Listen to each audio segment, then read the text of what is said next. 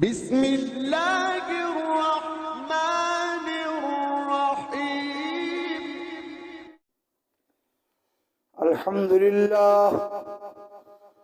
الحمد للہ وکفا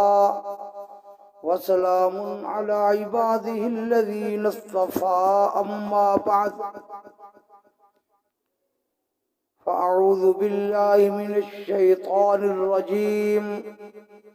بسم اللہ الرحمن الرحیم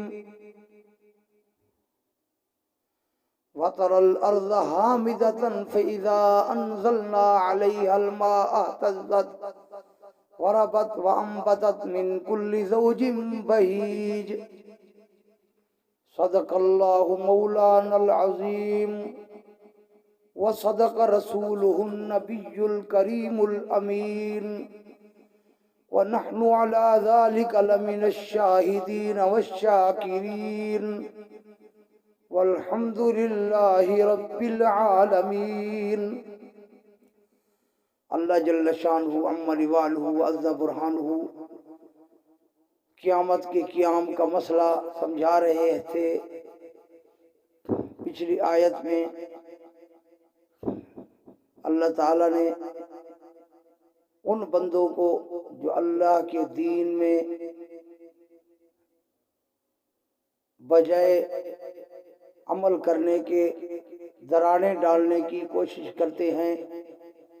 اللہ کے دشمن بن چکے ہیں، آخرت بھلا چکے ہیں، ان کو اللہ تعالیٰ نے پہلے اپنی پیدائش اور حقیقت کو بیان کرتے ہوئے قیامت کا مسئلہ سمجھایا کہ تمہاری پیدائش کہاں سے شروع ہوئی، مٹی سے، پھر نطفے سے،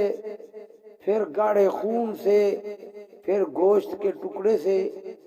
پھر تمہیں کتنی مدت ماؤں کے رحموں میں ٹھہرایا، اور پھر اس کے بعد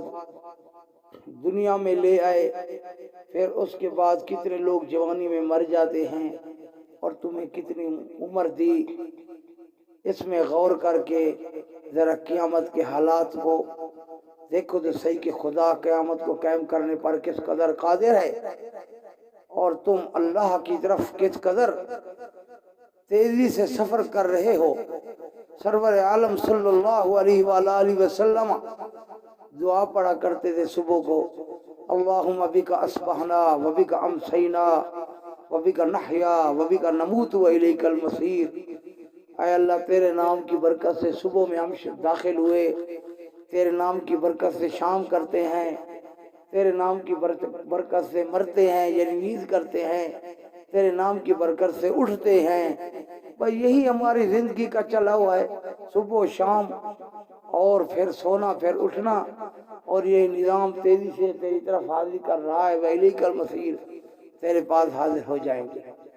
اللہ تعالیٰ ارشاد فرماتے ہیں سورۃ واقعہ کے اندر، فرماتے ہیں کہ کوئی بھی ہم سے نکل کر نہیں بھاگ سکتا، بلکہ تمہارے اور ہمارے درمیان صرف موت ہے۔ نحن قدرنا بینکم الموت وما نحن بمسبوقین، ہم نے صرف موت کو مقدر کر رکھا ہے، موت آتے ہی تمہیں قبر، حشر سب کچھ نظر آ جائے گا۔ اس کو بیان کرنے کے بعد پھر اللہ تعالیٰ نے زمین کے حالات کی طرف ہمیں متوجہ فرمایا۔ وَتَرَى الْأَرْضَ حَامِدَةً، زمین بنجر کو دیکھو۔